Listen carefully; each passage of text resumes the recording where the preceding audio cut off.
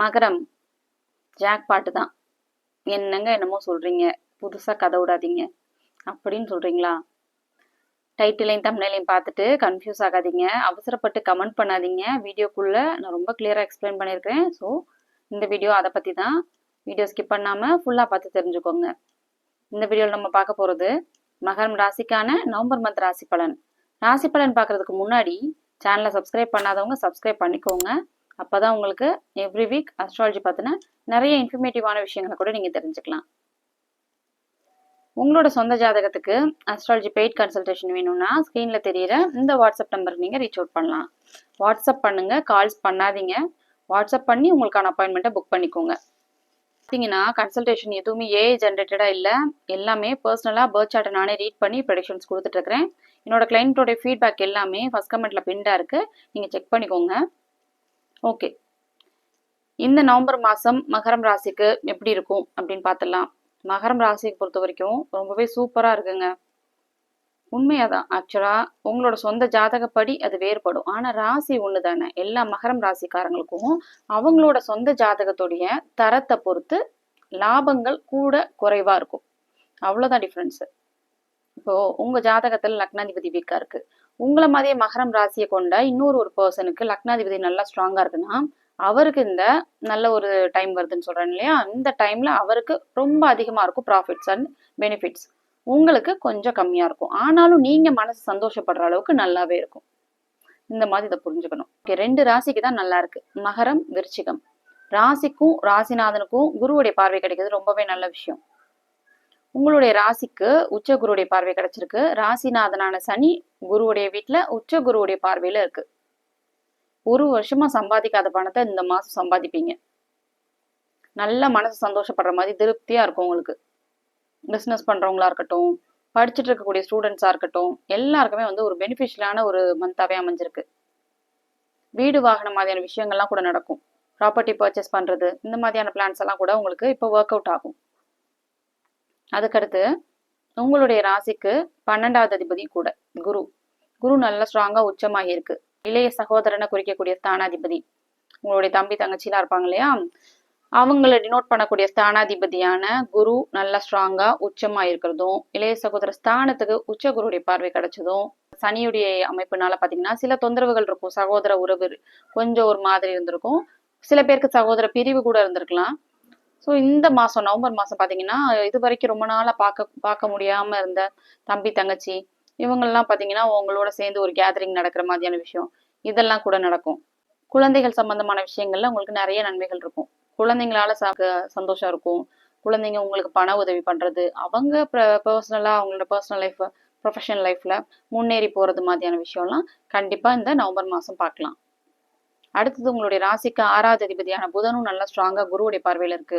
ஜாப்லெஸ்ஸா இருந்தவங்க, புது ஜாப்க்கு அதாவது ஜாப் சேஞ்ச் பண்ணணும்னு நினைக்கிறவங்க, இவங்க எல்லாருக்குமே கண்டிப்பா அந்த நவம்பர் மாசம் எல்லாமே நல்லா இருக்குங்க. எல்லாம் பர்டிகுலரா எந்த விஷயமே கிடையாது, எல்லா விஷயமே உங்களுக்கு நல்லா இருக்கு. புதுசா ஜாப் பண்ணணுமா, பிசினஸ் பண்ணணுமா, எல்லாமே கிடைக்கும். நிறைய பேர் கமெண்ட்ஸ் எல்லாம் பண்றீங்க, எனக்கு கவர்மெண்ட் ஜாப் கிடைக்குமான்னு கேக்குறீங்க. கவர்மெண்ட் ஜாப் கிடைக்கணும் அப்படின்னா உங்களோட சொந்த ஜாதகத்துல இருக்கக்கூடிய தசாபுதி ரொம்ப முக்கியம். அதுக்கடுத்து சூரியனும் சிம்மமும் நல்லா ஸ்ட்ராங்கா இருக்கணும். சூரியன் நல்லா இருந்தா தான் கவர்மெண்ட் ஜாப். சூரியன் கெட்டு போயிருக்கு, சிம்மம் வீடு கெட்டு போயிருக்குன்னா கவர்மெண்ட் ஜாப்லாம் கிடைக்காது. ஸோ உங்க சொந்த ஜாதகத்தை நீங்க செக் பண்ணணும். அகைன் பாலிடிக்ஸ்ல இருக்கிறவங்க, பாலிடிக்ஸ்ல எனக்கு ஃபியூச்சர் இருக்கா, நான் நல்ல பொலிட்டிஷியனா இருப்பேனா, எனக்கு எம்எல்ஏ எம்பி மாதிரியான பொசிஷன்லாம் கிடைக்குமா, உங்க ஜாதகத்துல சூரியனை செக் பண்ணணும். சூரியன் சிம்மம் நல்லா ஸ்ட்ராங்கா இருக்கணும். ஓகேவா? ராசிப்படி பாத்தீங்கன்னா இப்ப இருக்கக்கூடிய கோச்சார நிலைமைகள் மகர ராசிக்கு ரொம்பவே சூப்பரா இருக்கு. மகர ராசிக்காரங்க எல்லாருக்குமே நல்லா இருக்கு. 7.5 சனியில பாத்தீங்கன்னா பாஸ்டா இப்போ 7.5 சனி உங்களுக்கு முடிஞ்சதே பாத்தீங்கன்னா மார்ச் மாசத்தோட தான் முடிஞ்சிருக்கு. இந்த 2025 மார்ச்சோட 7.5 சனி உங்களுக்கு முடிஞ்சிருக்கு. ஸோ 7.5 சனியில நிறைய கஷ்டங்கள் பட்டிருப்பீங்க. நிறைய லைஃப் எக்ஸ்பீரியன்ஸ்ன்னு சொல்லுவாங்கல்ல, அதெல்லாம் உங்களுக்கு நடந்திருக்கும். ஸோ இப்போ ஒரு மாதிரி நீங்க ஒரு டிரான்ஸ்ஃபார்ம்டு வெர்ஷனா என்ன பண்ணணும் என்ன பண்ணக்கூடாது அப்படிங்கிறது ரொம்ப கிளியரா இருப்பீங்க.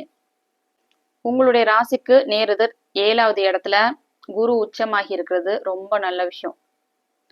மனைவி விஷயம், நண்பர்கள் சம்பந்தப்பட்ட விஷயம் எல்லாமே சூப்பரா இருக்கும். கணவன் மனைவி உறவு, காதல் எல்லாமே நல்லா இருக்கும்.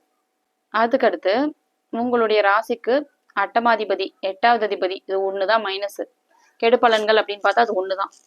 உங்க ராசிக்கு 8வது அதிபதியான சூரியனும் நல்லா ஸ்ட்ராங்கா சுபத்தன்மையோட இருக்கிறதுனால சில தேவையில்லாத வம்பு வழக்கு பிரச்சனை மாதிரியான விஷயங்கள் இருக்கும்.